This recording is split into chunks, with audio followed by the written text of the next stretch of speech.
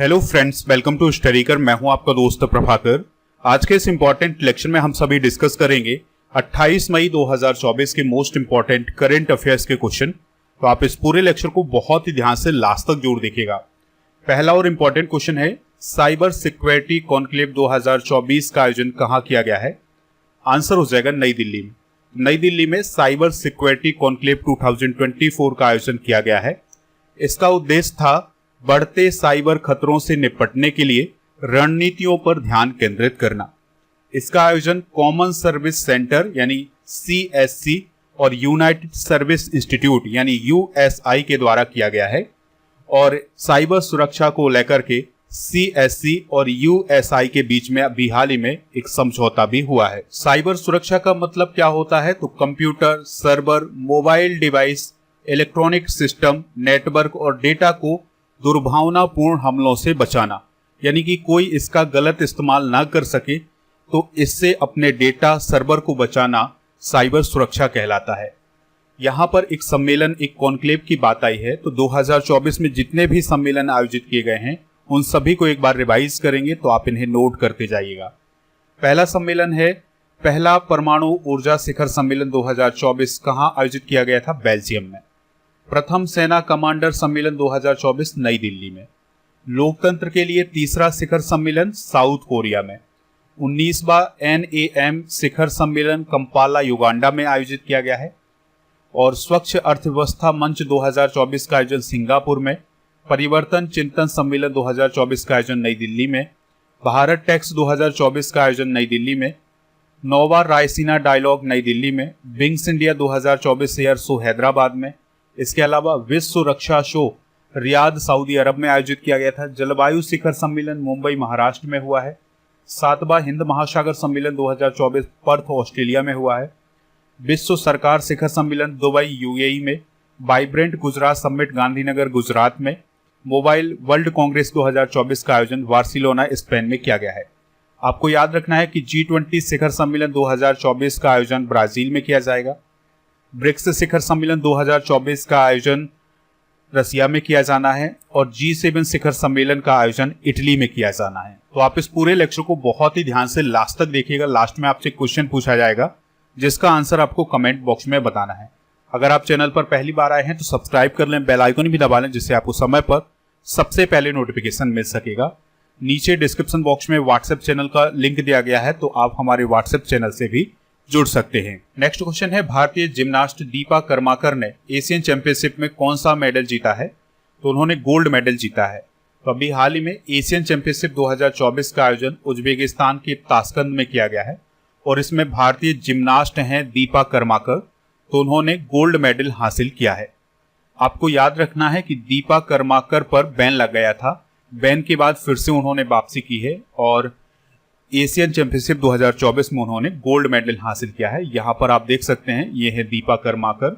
दीपा कर्माकर ने Asian championship 2015 में भी मेडल जीता था और उस समय मेडल जीता था उन्होंने ब्रॉन्ज मेडल। आपको याद रखना है कि एशियन चैंपियनशिप में गोल्ड मेडल जीतने वाली दीपा कर्माकर पहली भारतीय जिम्नास्ट बन गई। स्पोर्ट्स की बात आई है तो इससे रिलेटेड कुछ इंपॉर्टेंट करंट अफेयर्स डिस्कस कर लेते हैं। तो पाकिस्तान के पूर्व क्रिकेटर शाहिद अफरीदी को ICC के द्वारा T20 वर्ल्ड कप 2024 का एम्बेसडर बनाया गया है। इससे पहले युवराज सिंह, उसेन बोल्ट और क्रिस गेल को भी ICC T20 वर्ल्ड कप 2024 का एम्बेसडर बनाया गया था। KKR की टीम ने IPL 2024 का खिताब सनराइजर हैदराबाद को हरा करके जीता है। आपको याद रखना है कि KKR की टीम ने तीसरी बार IPL का खिताब जीता है। इससे पहले 2012, 2014 और अब 2024 में ये खिताब अपने नाम किया है। ऑस्ट्रेलिया AFC महिला एशिया कप 2026 की मेजबानी करने वाला है। रेड बुल के ड्राइवर हैं मैक्स वेरस्टेपेन, तो उन्होंने अभी हाल ही में इटली के एमेलिया रोमाग्ना ग्रैंड प्रिक्स को हाल ही में जीता है। और मैक्स वेरस्टेपेन का संबंध किससे है? फॉर्मूला 1 से है। दोहा डायमंड लीग 2024 में नीरज चोपड़ा ने जेवलिन थ्रो में सिल्वर मेडल हासिल किया है। हॉकी की एक प्रसिद्ध ट्रॉफी है जिसे सुल्तान अजलान शाह ट्रॉफी कहते हैं। ये मलेशिया देश में आयोजित की जाती है। तो 2024 में इसका खिताब जापान ने जीता है और जापान ने पहली बार यह खिताब अपने नाम किया है। फुटबॉल की एक प्रसिद्ध प्रतियोगिता है जिसे ला लीगा बोला जाता है। तो 2024 में इसका खिताब रियल मैड्रिड की टीम ने जीता है। रियल मैड्रिड की टीम ने 36वीं बार यह खिताब अपने नाम किया है। आईसीसी महिला टी20 वर्ल्ड कप 2024 का आयोजन किस देश में किया जाएगा? तो इसका आयोजन बांग्लादेश में किया जाएगा। तो ये है स्पोर्ट्स से रिलेटेड कुछ important current affair. Next question है, भारतीय फार्मा कंपनी सन फार्मा ने किस देश में नए संयंत्र का उद्घाटन किया है? आंसर हो जाएगा बांग्लादेश। तो भारत की दवा बनाने की कंपनी है जिसका नाम है सन फार्मा। तो इसके द्वारा अभी हाल ही में बांग्लादेश में एक नया प्लांट खोला गया है। और ये प्लांट कहाँ खोला गया है? बांग्लादेश की कैपिटल ढाका में। उद्घाटन किसने किया है? तो भारत के बांग्लादेश में हाई कमिश्नर हैं यानी उच्चायुक्त हैं प्रणय वर्मा, तो उनके द्वारा ये उद्घाटन किया गया है। इसके अलावा निवेश सलाहकार हैं सलमान फजलुर रहमान, तो इन दोनों लोगों के द्वारा इस प्लांट का उद्घाटन किया गया है। सन फार्मा कंपनी की बात करें तो यह एक भारतीय बहुराष्ट्रीय दवा कंपनी है। मुख्यालय मुंबई में, स्थापना 1983 में। दुनिया भर में 100 से अधिक स्थानों पर इसके प्लांट लगे हुए हैं और यह भारत की सबसे बड़ी दवा कंपनी है और दुनिया की चौथी सबसे बड़ी विशेष जेनेरिक दवा कंपनी है। संस्थापक हैं इसके दिलीप सांघवी। बांग्लादेश से रिलेटेड कुछ इंपॉर्टेंट करेंट अफेयर्स डिस्कस कर लेते हैं। तो भारत अगले 5 सालों में बांग्लादेश के 1500 प्रशासनिक अधिकारियों को प्रशिक्षित करेगा।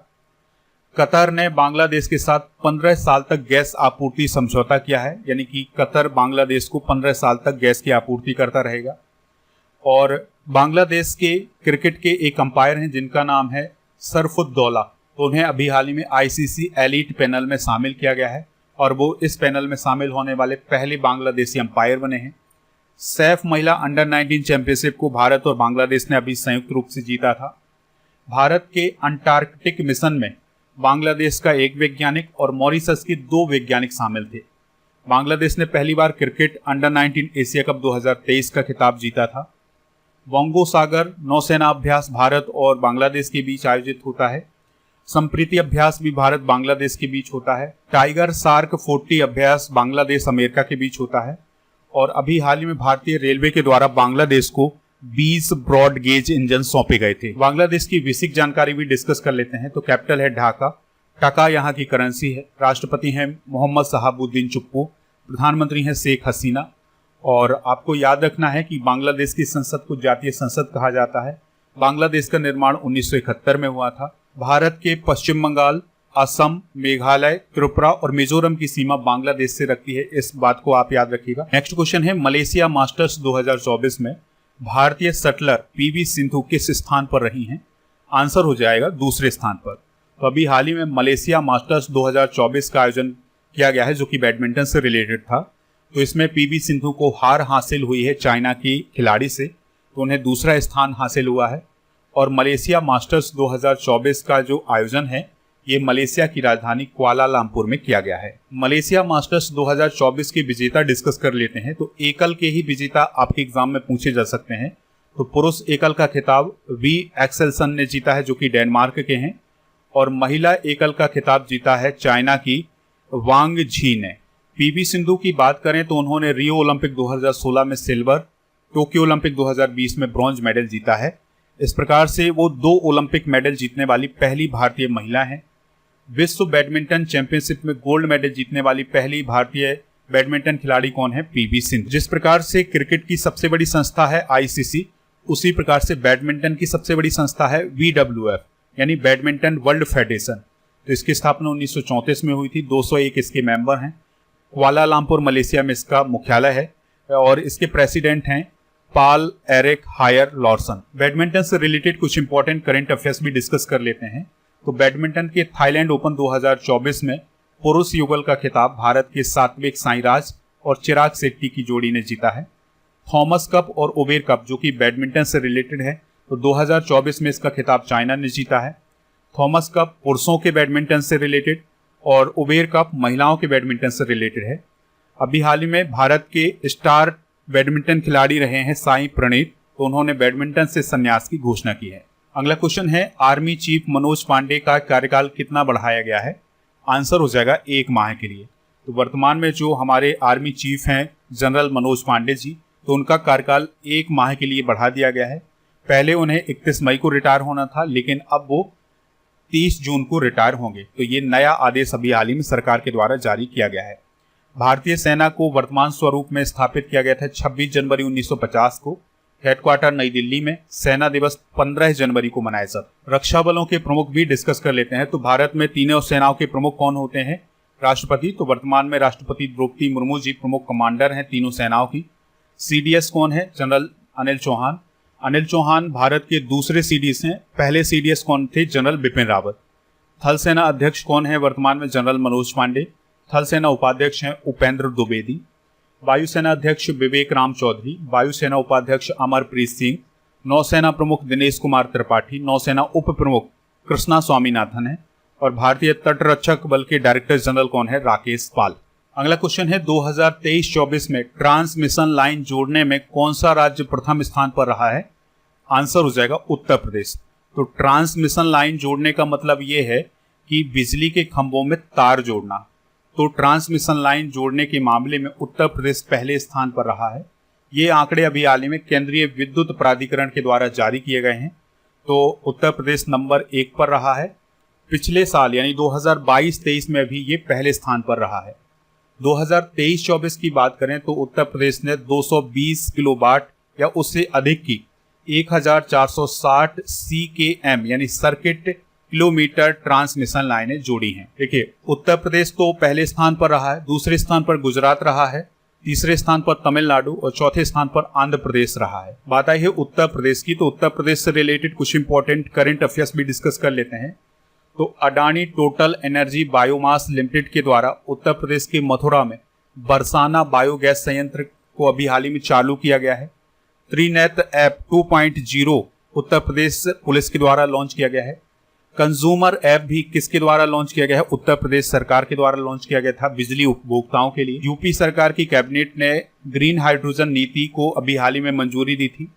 माई युवा योजना उत्तर प्रदेश से रिलेटेड है। नंद बाबा दुग्ध मिशन योजना भी उत्तर प्रदेश से रिलेटेड है, ये भी आप याद रखिएगा। पीएम जन आरोग्य योजना के अंतर्गत 5 करोड़ आयुष्मान कार्ड जारी करने वाला भारत का पहला राज्य कौन है? उत्तर प्रदेश। और उत्तर प्रदेश के चित्रकूट जिले में अभी हाल ही में तुलसी जल प्रपात में प्रदेश का पहला ग्लास स्काई वॉक ब्रिज बनाया गया। को याद रखना है कि गिद्ध संरक्षण केंद्र कहाँ है उत्तर प्रदेश में? तो ये है महाराजगंज में।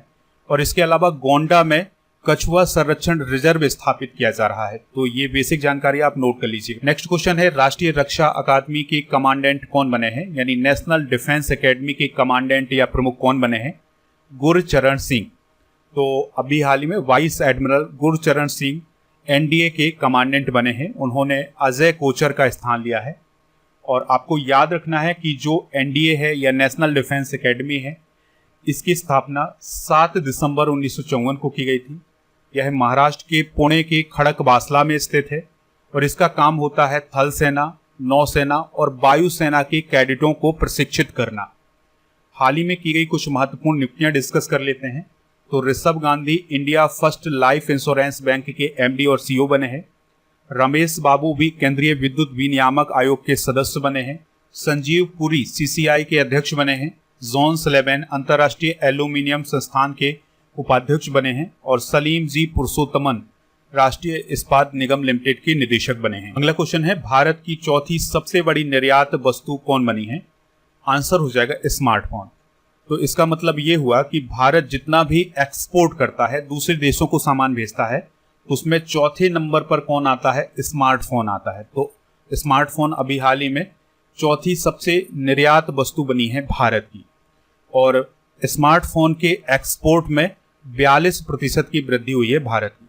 पहले भारत स्मार्टफोन दूसरे देशों से मंगाता था, लेकिन अब ये स्थिति हो गई है कि भारत अपने स्मार्टफोन दूसरे देशों को भेज रहा है। तो सबसे ज्यादा स्मार्टफोन भारत अमेरिका को भेज रहा है, फिर यूएई, नीदरलैंड, यूके और इटली को भेज रहा है। और स्मार्टफोन का जो एक्सपोर्ट है वो $15.6 बिलियन का हो गया है। तो यहाँ पर आप देखिएगा कि स्मार्टफोन सबसे ज्यादा कहाँ पर जा रहे हैं? अमेरिका में, फिर यूएई में, फिर नीदरलैंड में, फिर यूके में, फिर इटली में। अच्छा, वो 5 वस्तुएं कौन है जो भारत सबसे ज्यादा एक्सपोर्ट करता है? तो पहले स्थान पर है ऑटोमोटिव डीजल, दूसरे नंबर पर है पॉलिश्ड डायमंड, तीसरे स्थान पर है एविएशन टरबाइन फ्यूल, चौथे स्थान पर है स्मार्टफोन और 5वें स्थान पर है मोटर गैसोलाइन। तो ये 5 वस्तुएं हैं जिनका सबसे ज्यादा एक्सपोर्ट भारत के द्वारा किया जा रहा है। अगला क्वेश्चन है गितानस नौसेदा किस देश के राष्ट्रपति बने हैं? आंसर हो जाएगा लिथुआनिया। लिथुआनिया देश के नए राष्ट्रपति बने हैं गितानस नौसेदा। तो अभी हाल ही में वहां पर राष्ट्रपति के चुनाव आयोजित किए गए थे और उसमें गितानस नौसेदा को 75% वोट हासिल हुए हैं। अगर हम बात करें लिथुआनिया की, तो यह एक बाल्टिक कंट्री है। इसकी सीमा लातविया, बेलारूस, पोलैंड, रसिया और स्वीडन से लगती है। राजधानी इसकी विनियस है। यहाँ पर आप बाल्टिक कंट्री देख सकते हैं। कौन कौन होती हैं बाल्टिक कंट्री? तो एस्टोनिया, लातविया और लिथुआनिया, ये तीनों देश बाल्टिक कंट्री कहलाते हैं। यहाँ पर आप देख सकते हैं ये यूरोप महाद्वीप का मैप है। ये है बाल्टिक सागर और बाल्टिक सागर से सीमा साझा करते हैं लातविया, लिथुआनिया और एस्टोनिया, तो इसलिए इन्हें बाल्टिक कंट्री बोला जाता है। शेख मिसाल अल अहमद अल जबर अल सबा कुवैत के अमीर बने हैं। अब्दुल फतह अल सीसी मिस्र के राष्ट्रपति बने हैं। डोनाल्ड टस्क पोलैंड के प्राइम मिनिस्टर बने हैं और एंड्री राजोएलिना मेडागास्कर के राष्ट्रपति बने हैं। क्वेश्चन है टी20 में दूसरे सबसे ज्यादा रन बनाने वाले खिलाड़ी कौन बने हैं? बाबर आजम। तो पाकिस्तानी क्रिकेटर हैं बाबर आजम, तो वो टी20 में सबसे ज्यादा रन बनाने के मामले में दूसरे स्थान पर आ गए हैं। तो उन्होंने 111 पारियों में 3987 रन बनाए हैं और रोहित शर्मा को पीछे छोड़ दिया है। सबसे ज्यादा रन है टी20 में विराट कोहली के नाम, 4037 रन है विराट कोहली के नाम। कुछ इंपॉर्टेंट करंट अफेयर्स भी डिस्कस कर लेते हैं क्रिकेट से रिलेटेड। तो न्यूजीलैंड के कॉलिन मुनरो ने अंतर्राष्ट्रीय क्रिकेट से अभी हाल ही में संन्यास लिया है। रोहित शर्मा टी20 मैच में 500 छक्के लगाने वाले पहले क्रिकेटर बने हैं। तो ये सभी करंट अफेयर्स भी आप नोट कर लीजिएगा। नेक्स्ट क्वेश्चन है, किस देश की सरकार ने इरावदी नदी पर चीन समर्थित बांध परियोजना को फिर से शुरू किया है? आंसर हो जाएगा म्यांमार। तो देखिए दोस्तों, भारत का पड़ोसी देश है म्यांमार और म्यांमार में एक प्रसिद्ध नदी है जिसका नाम है इरावदी नदी और इसी नदी पर चाइना की मदद से 3.6 बिलियन डॉलर की लागत से एक बांध बनाया जा रहा है जिसका नाम है माईसोन बांध। तो आपको याद रखना है कि माईसोन बांध इरावदी नदी पर है और ये किस देश में है? म्यांमार देश में है। 2011 में इस बांध पर रोक लगा दी गई थी क्योंकि जनता के द्वारा काफी विरोध किया गया था, लेकिन अब फिर से वहां की गवर्नमेंट ने इस बांध को बनाने के लिए मंजूरी दी है, तो ये परियोजना फिर से शुरू की जाएगी। इरावदी नदी म्यांमार को उत्तर और दक्षिण भागों में विभाजित करती है और यह म्यांमार की सबसे बड़ी नदी है और ये अंडमान सागर में मिलती है। म्यांमार की बात करें तो राजधानी नेपीदा है। राष्ट्रपति हैं माइंट सेबी जो कि कार्यवाहक राष्ट्रपति हैं। म्यांमार क्यात यहाँ की करेंसी है। भारत के 4 राज्यों की सीमा म्यांमार से लगती है, अरुणाचल प्रदेश, नागालैंड, मणिपुर और मिजोरम।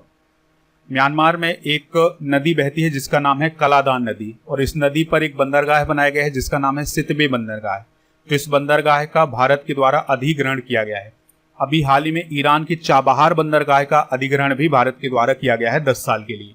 उसी प्रकार से म्यांमार के सितवे बंदरगाह का भी अधिग्रहण किया गया है भारत के द्वारा। नेक्स्ट क्वेश्चन है, लघु द्वीप विकासशील राज्यों पर चौथा अंतर्राष्ट्रीय सम्मेलन का आयोजन किस देश में किया जा रहा है? आंसर हो जाएगा एंटीगुआ और बारबूडा में। तो एंटीगुआ और बारबूडा ये एक ही देश है जिसमें अभी हाल ही में लघु द्वीप विकासशील राज्यों का चौथा अंतर्राष्ट्रीय सम्मेलन आयोजित किया जा रहा है।